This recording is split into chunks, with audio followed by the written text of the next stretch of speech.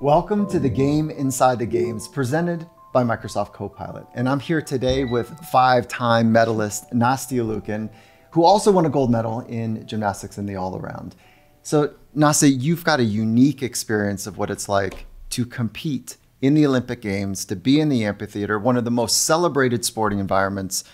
And there's something that people that have not had the experience that you've had, the wealth and the richness of information and the way that you have operated in that arena is something that's really unique. And I'm really excited to have you here to talk about the game inside the games. And I think, first of all, thank you. And I think what is so cool, the first time that we spoke when I was on Finding Mastery, I was just so enamored by the fact that you knew exactly how or why I did all the things that I did. Because I was taught and told to do them, and I didn't really know why, but it worked. You know, it helped me win that Olympic gold medal. And so I think what's so unique about even having these conversations is the internal experience that you can help everybody understand, even myself. And I think that is so special. And I think it's something that people watching at home, they don't see that. They see either the gold medal winning moments, the fairy tale days, or the days of disappointment, and they don't know why. Why did that happen? Why did somebody that has been the absolute best falter? That's exactly. So that really, when we talk about the game inside the games, we're pointing to the psychology of the experience, how we prepare to be able to adjust, how we ready ourselves to be able to be our very best, independent of the environment. And we're just using one of the greatest sporting environments ever to highlight how psychology works. Absolutely. And I think that's something that comes with being a professional athlete. I remember my dad, who was my coach, also an Olympic gold medalist himself. And, you know, I would come to a competition and tell him that, you know, maybe the beam felt crooked or it was too hot or the chalk feels weird. Like, you know, make these excuses in my head almost. And he said, that's part of being a professional athlete. You have to learn how to adapt. And that's only on you. Nobody else can do that for you. So as much as you have your team, you're part of a team here and you're helping the athlete be the absolute best. At the end of the day, the athlete has to do it. They're the one that walks into the amphitheater, on the floor, whatever the experience is. The opening ceremony, whatever it is, that this athlete is here for a reason. They've trained their whole entire life for this moment. And not to like take away from any other sport, but think about the Olympic Games. It's once in every 4 years. And for somebody, it's myself included, it was a once in a lifetime opportunity and experience to be your absolute best on the day that it mattered. How? Why? Why? How? Yeah. And why? Like, how do we do that? There's about 10,000 athletes that are here. And for some of those athletes, the celebration has already begun because they're here. For other athletes, they've got their eye on the podium and they're in that small margin of people that potentially can win and people that, you know, maybe don't have the physical or technical or psychological abilities to compete against the ones that are absolutely on the path for gold or silver or bronze. So there's a difference between some folks that are here and some folks that are competing for a medal. And you were one of those folks that were competing for a medal. Yeah, I guess, you know, it's being named to an Olympic team, you put a check by it. And I felt like I was able to do that. And then you're not actually an official Olympian until you step foot on the competition floor and you compete for the first time. So now you're considered an Olympian. But for us, it didn't stop there.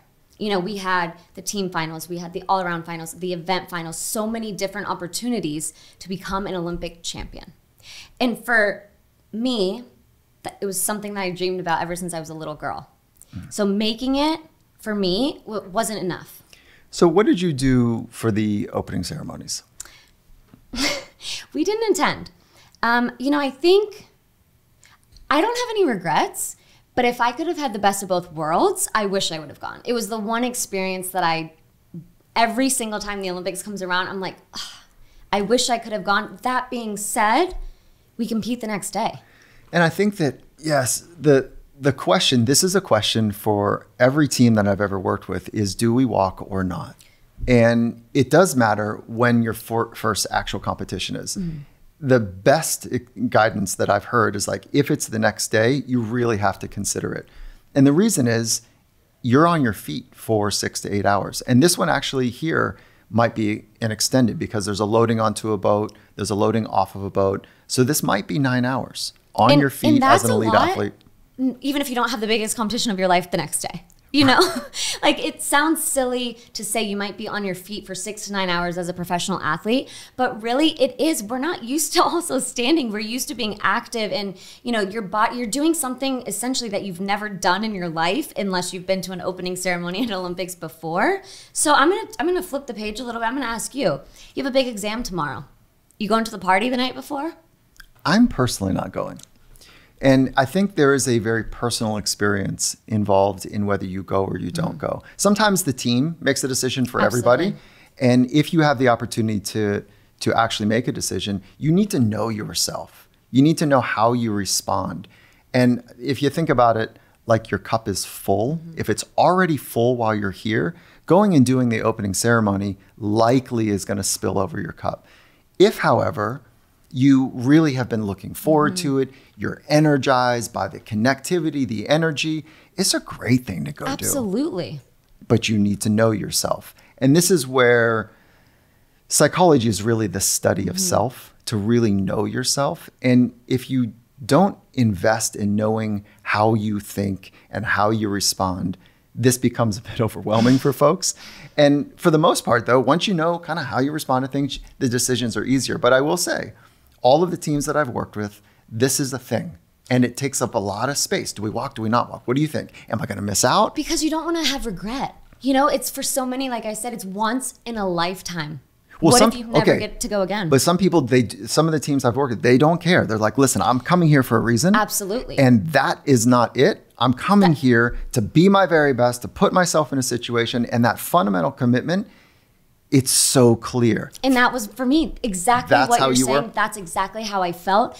But you still want to have it all. This is a fun little, it's a social experiment that's happening right now, is that we're aware of what we're missing through social media. And there's a party happening. Absolutely. And when you watch you're invited. And you're invited to it. That's very cool. And when you're watching from a distance, it looks like everybody's big smiles. It's an amazing thing. I mean, I have like goosebumps thinking about it, and I didn't even attend my own opening ceremony. But thinking about that. So then you think, how could I miss that? And then I reel myself back in. I'm like, because you have the Olympic qualifying round of the competition tomorrow. And while you may not win a medal there, you can certainly lose every single medal there. If you don't qualify to the team finals, no medal. If you don't qualify to the all-around finals, no medal. Event finals, all of that. So again, you can't win a medal tomorrow, but you can certainly lose one. There you go. And so we got to sit down with another legend in her sport, Carrie Walsh-Jennings. And she's won 3 golds and 1 bronze. And I'd love for us to listen to what she has to say. I would recommend everyone do it, because there's plenty of moments to sit down. There's plenty of moments to like recover and just be lazy, and you're not on your feet the whole time, you know. But if you're going to go in there and carry that stress and that like maybe regret, like maybe choose not to. Like I committed and I was good with it. You know, if you have this push-pull on yourself, maybe know yourself and, you know yourself. In Rio, it was the next day, but it was like a midnight. Oh, it was really late. Yeah. And you're next. And we didn't go in Rio. And I really wish we would have. Oh, you do? I do. It was so fortifying to me. And it just filled up my tank so much that it was worth it, you know. And that I don't have regrets in my life, really. I just want to learn from them. But you know, to do Rio over again, I would have gone. It matters. It really matters. Was there a connection with you and Misty or April? No, you didn't do it with April. Didn't do it with April. Was there any fortifying connection between you and your 100%. Teammates and partners as well? Oh my God, it was so fun walking arm in arm with Misty, and we're being little girls around USA Basketball and all the other athletes, and it's wonderful. Awesome. I think it's a worthwhile experience. But you know, we're all different. So it's just like, if it's not going to serve you, know yourself. I can't judge anybody. I never went to a closing, and I'm actually really sad about it. And I wonder if everyone went to closing, if it would help ease the post-Olympic blues, because it would be a bow at the end. Would be my hope. You know, yeah, that's closure. Really good. Because, and it's a celebration. You know, it's interesting hearing her talk about closing. And just like Carrie, I really like to live my life without regret. And it is the one regret that I have. I wish, while closing ceremony isn't as big and exciting as the opening, it is a celebration, especially when you win. You know, you want to celebrate, but at the same time, I could not wait to go home. I was so exhausted mentally, physically, emotionally, all of the things. I wanted to sleep in my own bed. I just wanted to see my dog. I really wanted to go home. And then you're also handed now this schedule of you have to go do Jay Leno, you have to go do this, this, and this. So it's almost like I didn't really have a choice. In the moment, I didn't want to go. In the moment, I was so ready to leave and go home. The older I got and the more Olympics I went to on the other side, the more that regret kind of felt stronger. But for the opening ceremony, you know, we train 6 or 7 hours a day the day before we compete. So I'm just listening to her thinking every sport is also so different. As she mentions, every person is so different, and I completely agree. Do I wish I could have gone to opening? Absolutely. I wish we could have the best of both worlds. I wish gymnastics wasn't right after, but even if it wasn't, we didn't have a single day that we didn't train at least 5 hours. We did not have one day off. So even from a timing perspective, it's an interesting thought of how do you even make this work? You know, when you're so used to being on the schedule, why would you break your schedule the most important week of your training career? You know, so it's so hard listening to her, like having that moment. I was almost putting myself in her shoes of sitting under the fire. Like I just got goosebumps thinking about it because she explained it so well that I could imagine myself there even though I never was there. What's that like for you to hear now, looking back at your decision or your team's decision to not go? Yeah, it was a team decision. It was something that I don't regret that because we were also there for each other. Not going and spending 6 to 8 hours on our feet was not just for ourselves in our own body. It was for each other. It was to be the best versions of ourselves for one another and for our country. I know that if I personally would have gone to the opening ceremony and was on my feet for 8 hours, I would be no good tomorrow. Just knowing myself. And that's exactly what we talk about is you have to know yourself. And I think so that's why I don't regret that decision. I wish I would have gone to closing. I wish I could have celebrated. Was it an easy decision at the time? Meaning, did the coach make the decision? Did your teammates huddle? No, it wasn't a conversation. It was our head coach at the time. It was just kind of like told to us, and I think we knew it and we expected it because no other not that I can't even remember any gymnastics team on the women's side that is gone. And now I'm like, correct me if I'm wrong, but gymnastics is always the day after. And so I don't remember any, based on my knowledge, the few Olympics before mine, I know that the women's gymnastics team didn't go to. So it was like, that's what they did. That's what we're going to do. You follow, who came before you. And so it was just, we knew that.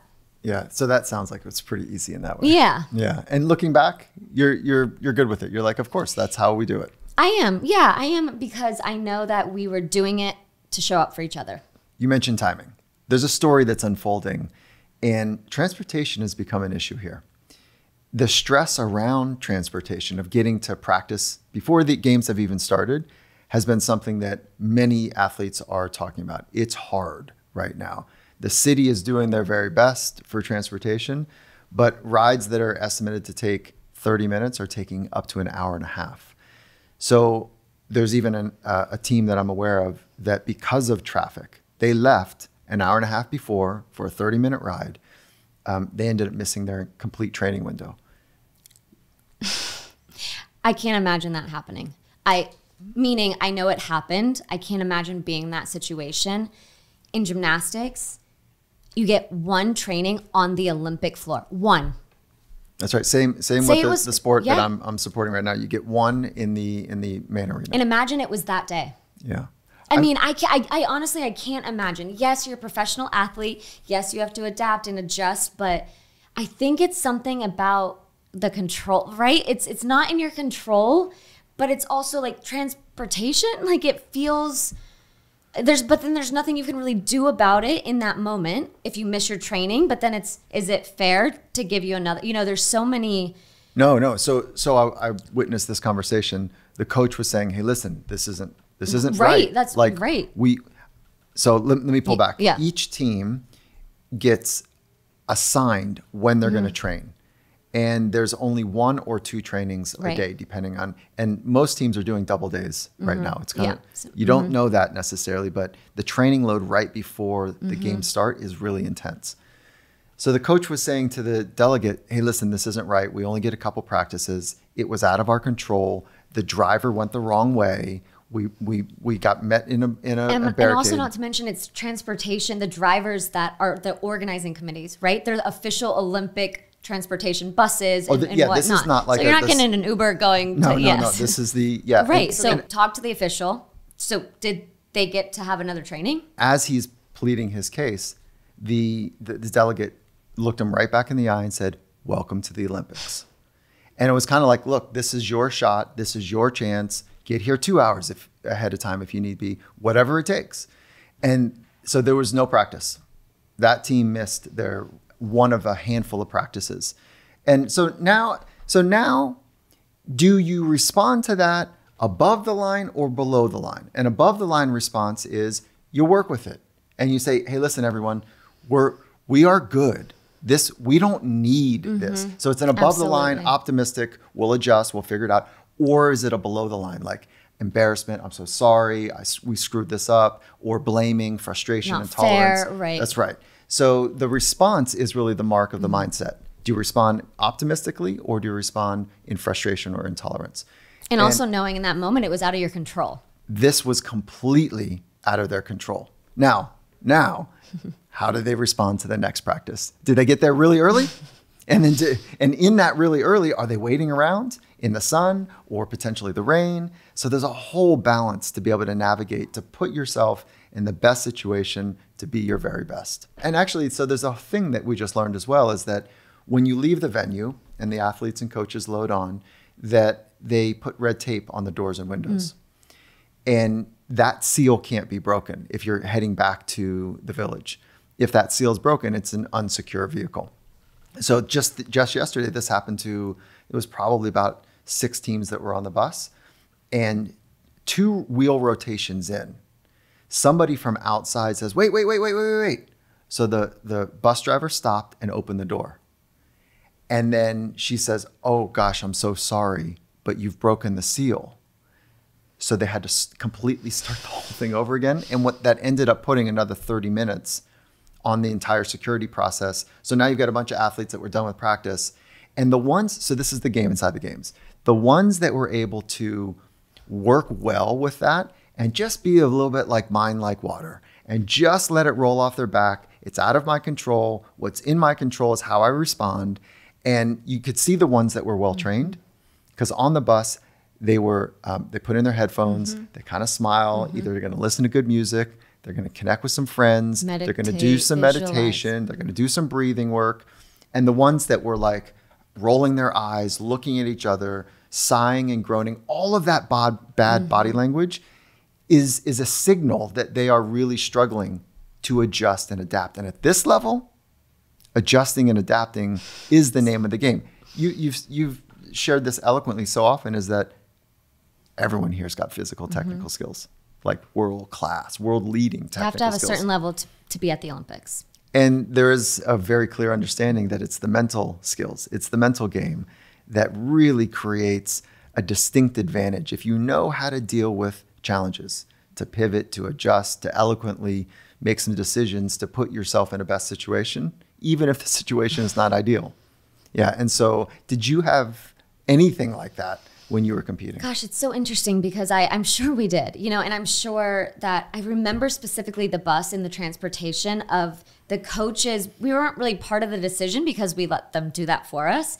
I remember them having little discussions and team meetings, looking at this like spreadsheet of bus schedules and which bus was going to which venue in arena and training hall in the times. And then they would subtract and make, okay, well, we have to get there at least 20 minutes before the training starts, but that means to allow traffic in Beijing. I mean, it was very much, and if somebody messed up, it almost like was their fault, but then you put on top of that the traffic, things that aren't in anybody's control.